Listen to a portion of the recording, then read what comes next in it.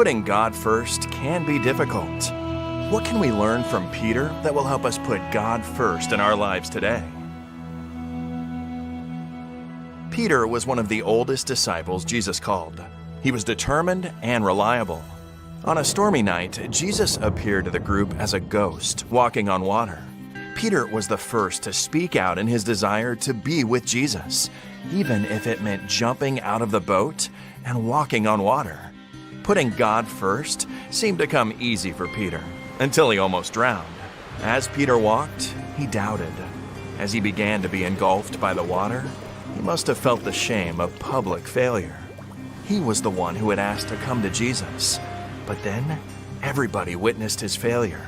In the midst of despair, it's not easy to put God first, but Peter did it. He shouted for help, and Jesus saved him.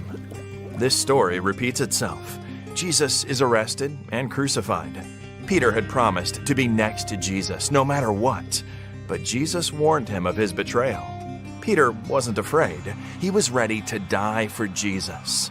This becomes clear when Peter attacks a soldier in Gethsemane. What Jesus did next was perplexing to him.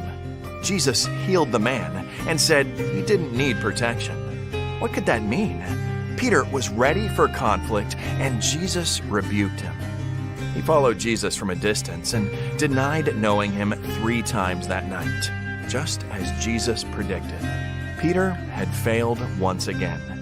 You see, putting God first amidst our failure, confusion, and shame is practically impossible.